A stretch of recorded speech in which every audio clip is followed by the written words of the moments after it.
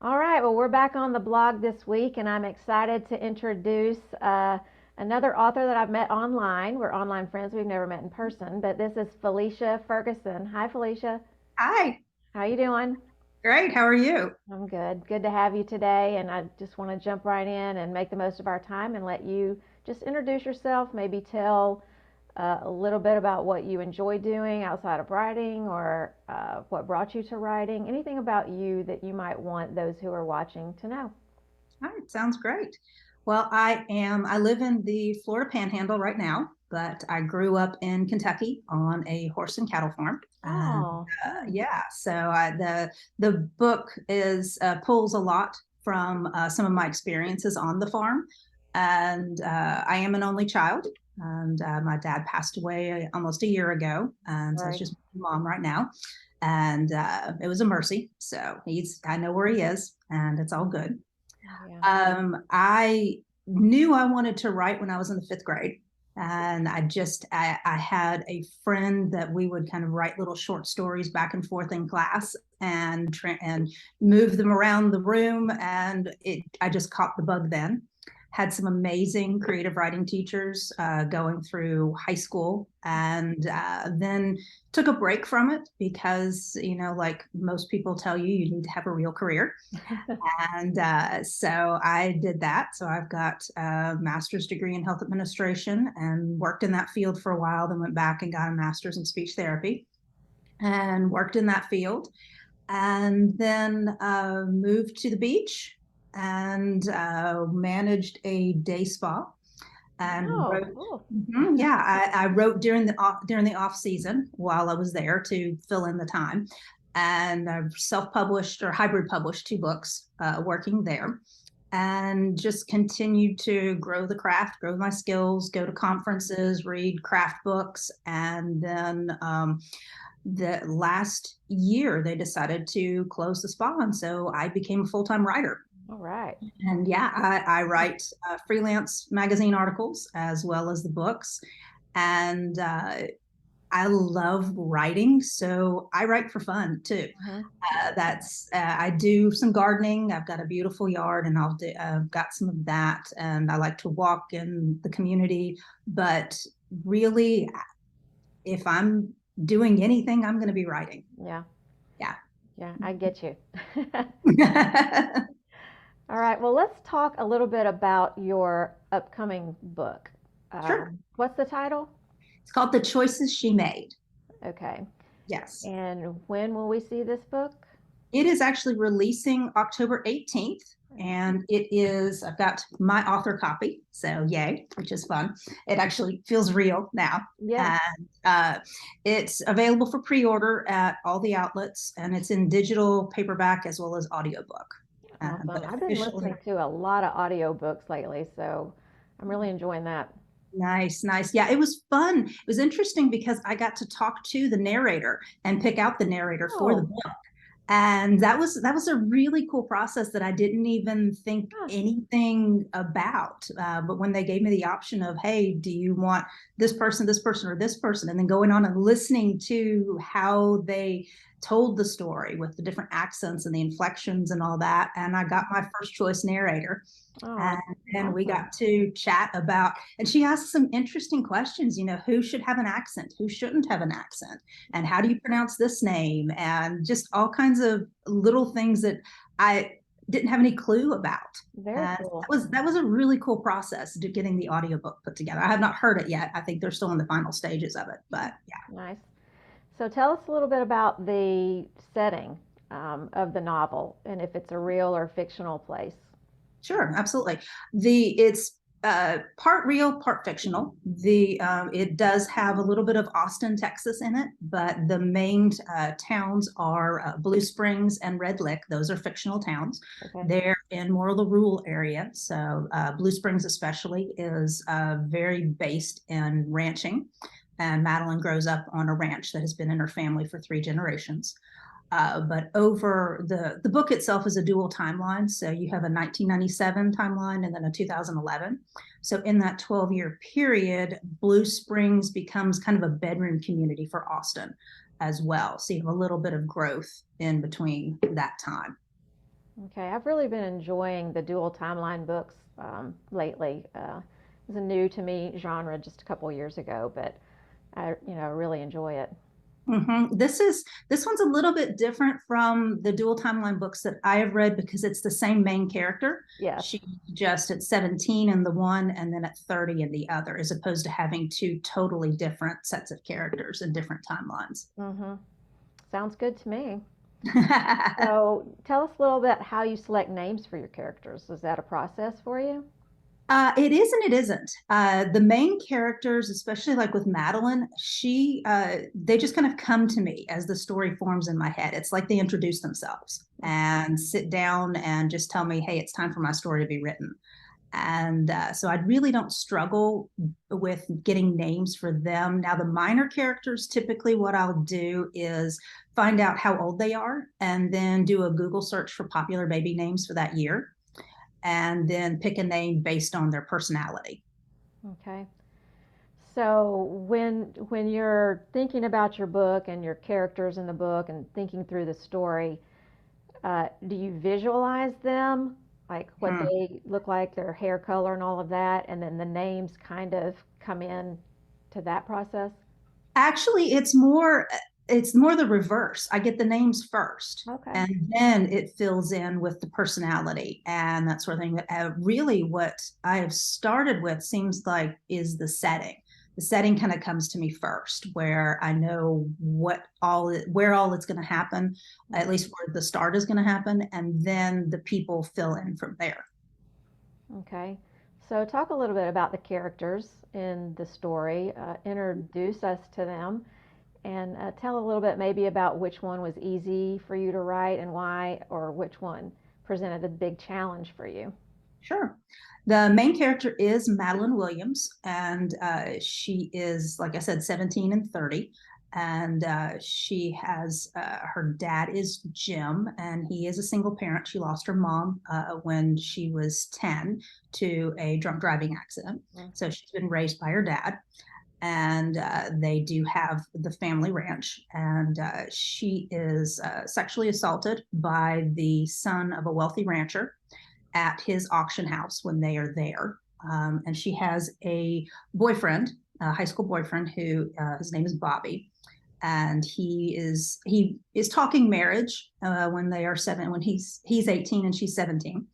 But his dad is pushing him to go into the military, and so he is trying to figure out, do I do the military? Do I stay and help her with the ranch?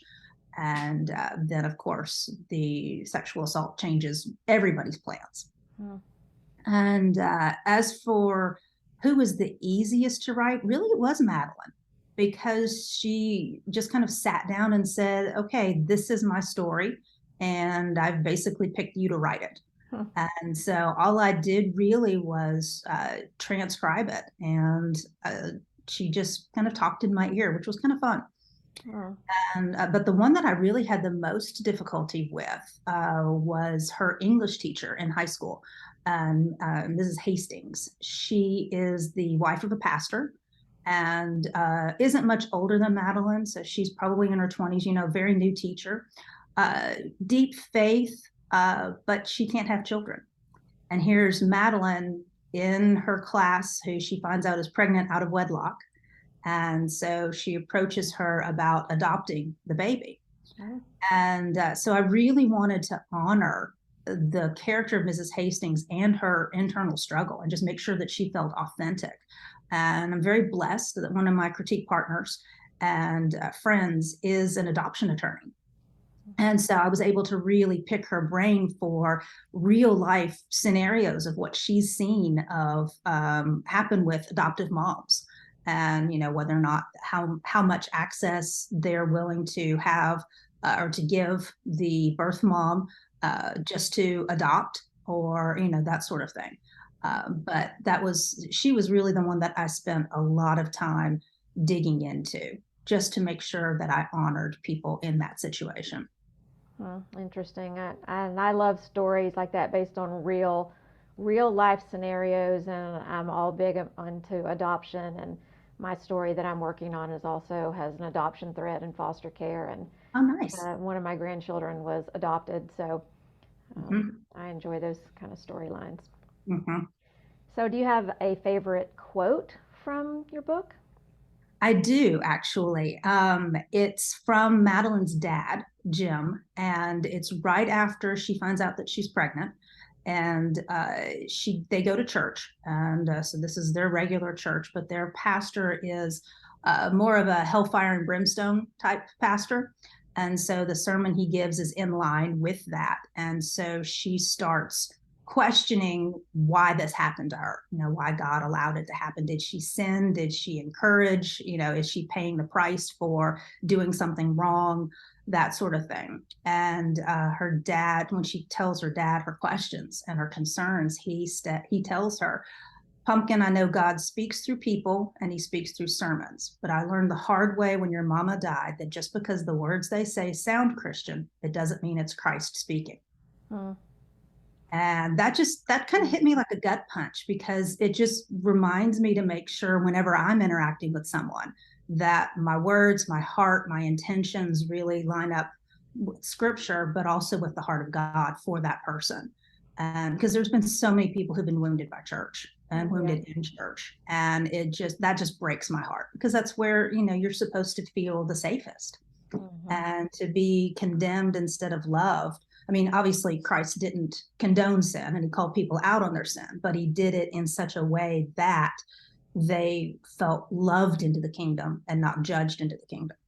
Yes, as a pastor's wife myself, I have met a lot of people who have a lot of hurt um, because of experiences in the church. Mm-hmm. And so when they take that big step to try again, to go Huge. back, it's huge, and it's really important that we embrace them and be Christ-like. Yes. Yeah. Absolutely. Absolutely. So, what are your hopes for the book as it becomes published and people are reading, and there's a message maybe you want them to take from it when they close that cover and hit the end? What do you hope that they've grasped? I really want them to see that God can bring good out of any situation, no matter how bad. We need to trust him, trust his plan, and allow him to work in our lives, not take it from him and try to manage things ourselves. And just a general kind of healing and empathy for people in this situation. You learn from seeing other people, but I think you can learn a little bit more by walking in somebody's shoes figuratively, by reading about somebody's story, and then mainly just that it's a really good read. Hmm. It's just a really good story. Hmm. Well, it's definitely got a lot of elements in it that appeal to me, and the getting pregnant out of wedlock. My that happened with my daughter, one of my daughters, and with Mhm. my husband being a pastor. Wow. It's Mhm. been a road. Yeah, I'm sure. So definitely interested in your book. Great. So Yeah. tell us a little bit about some unpublished or unfinished manuscripts that you might have, and do you have any plans to pursue publication for those? I have four unpublished ones. Two of them are 20 years old, so those are going to stay in a drawer. That's just they're just not going to see the light of day. They're unpublished and obviously and unfinished. And the my writing has changed, my interest has changed, and so it's just those are just going to be Okay. wash. Yeah, they're going to be a wash. I have a sequel to this one that is in process that I took a break from to write the book that is coming out in 2024 and the one that I'm hoping will come out in 2025. So, and I've got to revamp it. There's been some story structure stuff that has changed as this one got developmentally edited. And so that needs some real good diving in and tweaking. So that one is on the very back burner, but it's still kind of in the general area of my interest. And then I've got one that I have finished that I've pitched and hasn't really gotten traction, which is fine. I'll probably work on rewriting it because I do like that story. And I think it's a good story to tell. It just needs some redirection, I think, to How make long it does it more. take you to write a first draft? That all depends. When I was working full time, obviously it took a little bit longer. It took me about 6 months to write the first one, but the book that just got picked up, I started in January and finished in March. Okay. Yeah, but I wrote 21,000 words in 2 weeks on that one, just hammering it out because I knew I wanted to get it done. And I had a deadline, a personal deadline for it to Mm-hmm. get it done before a contest. Right. And ended up winning second place in the contest. So, yeah, Yay. yeah. Good. Good for you. And Congratulations. thank you. And then the one that I'm currently working on, probably be about 3 months, 3 to 4 months to get it done. So tell us what you enjoy most about being a writer. I love the rewriting process. Once you get something on the page that you can dig into, you can expand and move. It's like playing a verbal jigsaw puzzle. And those are just so fun to me. Uh, but if I really had to choose, I like delving into the characters. Mm-hmm. I like to create, to see them as real people with real hurts, real hopes, real dreams, Mm-hmm. real prayers and needs. And I like to help them work through those and give them the lives that they should have had instead of being chained to whatever their past is, if it's Right. regret, trauma, heartache, that sort of thing. Yeah. Yeah, I want to help people heal. I love that. I love that. That's my goal too. Yay, excellent. So has a reader ever blessed your socks off? Oh my goodness, yes, yes. Not necessarily a reader of the books, but because I love writing just in general, I write fan fiction just for like writing sprints and skill building. So if I find something in like a James Bell book that I want to practice, I'll use fan fiction to do that. Okay. And it's kind of like recess from freelance and novel writing. So I just enjoy it. And so I post the stories on the database and then also post a link to them on Twitter. And one of my regular readers replied uh, a one-word response to one of my posts, and the word was wow. Mm. And later she emailed me and she said, I honestly was speechless at the time and could actually feel the Holy Spirit in your writing. That's why wow was all I could manage. It's kind of hard to write with tears all over the screen. Oh, And that's that. I was speechless. I mean, that's what it's about, I yeah. mean, just the reader impact, kingdom impact, just loving on people and helping them feel God in their Yeah. lives. Absolutely. That's awesome. Yeah. That's what every author wants to hear, right? Yeah, absolutely. All right. One last question before we start trying to wrap this up. If you could only publish one book in your lifetime, which of your novels would you choose? I'm cheating on this one because basically it would be the next book and then the book after that. And it's not because I need a shelf of books with my name on them. That's not my purpose. I want to have kingdom impact with my writing. And in order to do that, I want to see God work. And, he works in different ways through different characters, through different situations. And that's going to impact different people differently. And so that's why, the next book, just to be able to enjoy watching God work in Yeah. people's lives. Well, that may be cheating, but I love your answer. It's priceless. Oh, So I know I said that was the last question, but just you mentioned some things that are coming up. mhm, You mentioned 2024, 2025. Let's mhm. just wrap this up with just a little bit about what's coming up from you. Sure.